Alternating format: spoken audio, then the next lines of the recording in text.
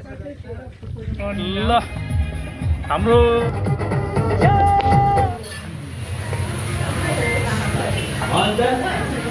Petrol pump okay हो दाइ बहिनी घर यहाँबाट जाने हो कि ल यो पेट्रोल पम्प हुँदै माथि जाने रहेछ धुन्चे कुण्ड गोसाइकुण्ड मिनी गोसाइकुण्ड यतैबाट त्यो स्पेस कुण्ड टेम छ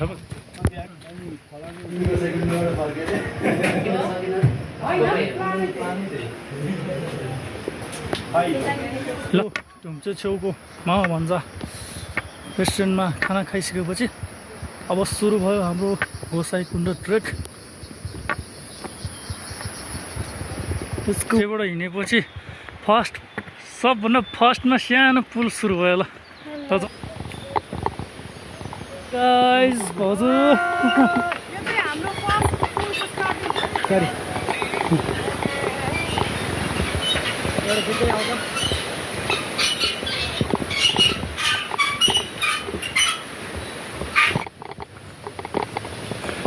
मिनी गोसाइकुण्ड आइपुग्यो साथी हो।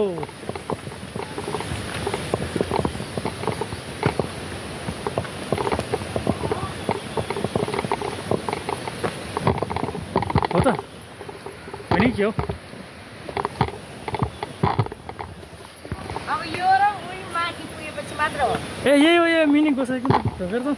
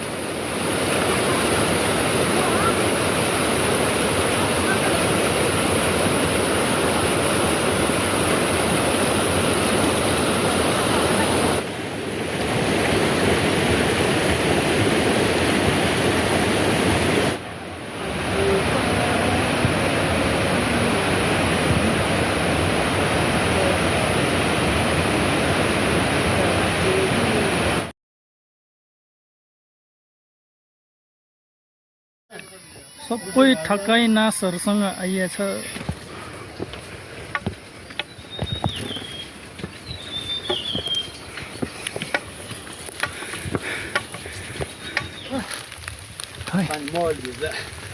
जाऊ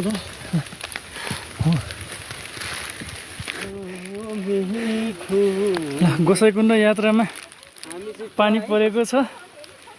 पानी परेर यहाँ भिजक होला हास्या ठिक छ। पानी परे पनि झुटै लाग्दा नि हो।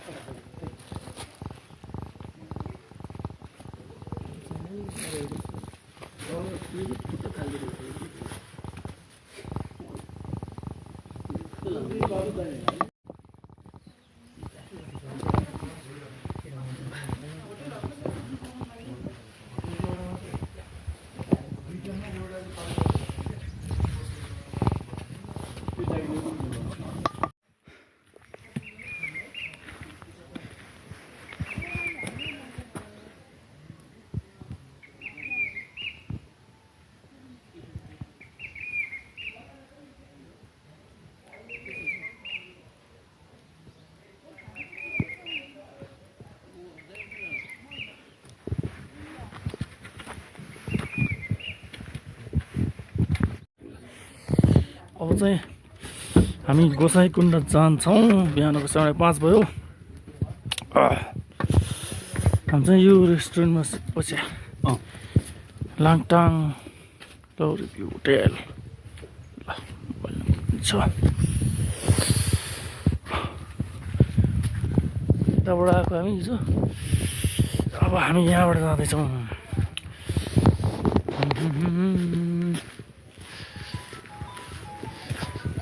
साथीहरू धेरै माथि पुगिसकेर ओ हिमाल देखाउने बिर्सिरहेको। हिजो धेरै पानी पऱ्यो हिउँ परेछ यहाँ डाँडामा। हो पल्लो डाँडासम्म पुग्नुपर्छ भन्ने सुने हो। ओ घोडालाई पनि चढ्दो रहेछ।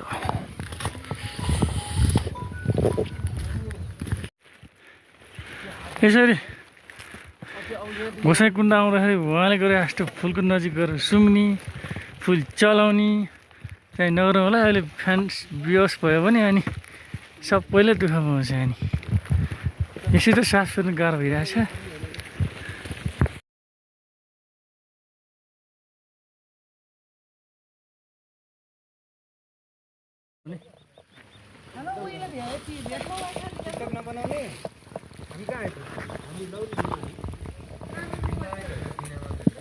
लौरी बिना यो चाहिँ लौरी होटल लौरी बिनामा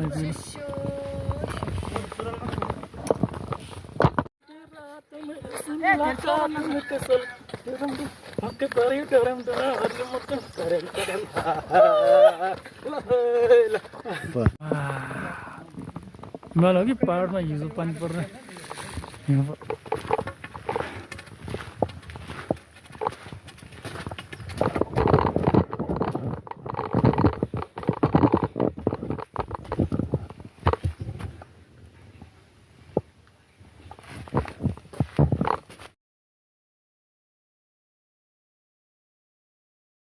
Hi Suman bhai.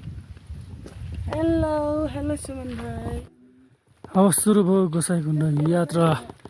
अब 1.5 घन्टामा पुगिन्छ अरे। ल सब हिउँ परेछ। जेठ महिनाको आज 6 गते।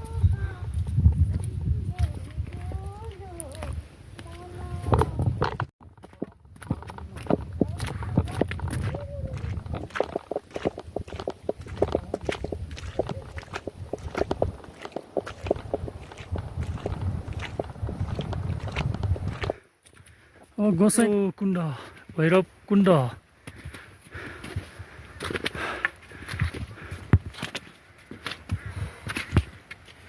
गोसाइँकुण्ड चाहिँ अझै अगाडि छ।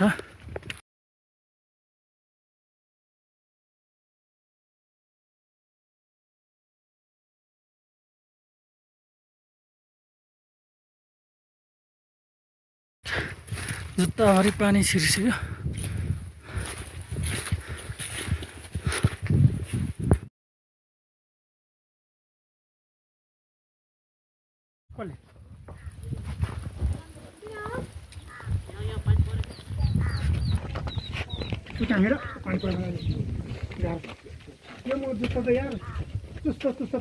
नमः शिवाय आइपुग्यो गोसाइँकुण्ड। नमः शिवाय। है है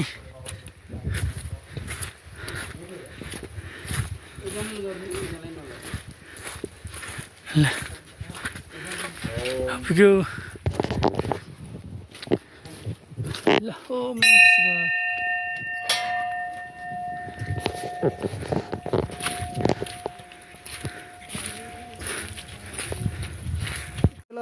ल सुमन भाइले ल ए ल कस्तो भइरहेछ अनुभव भाइ? ल 10 चोटि के ल ल ल ल बाबा। दर्शनपछि अब हामी फर्किँदैछौँ।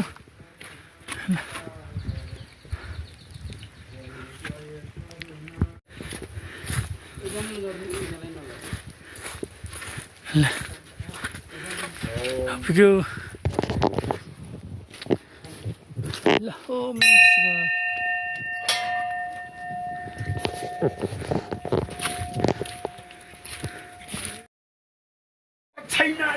छैन भन्दै हेर्दैन।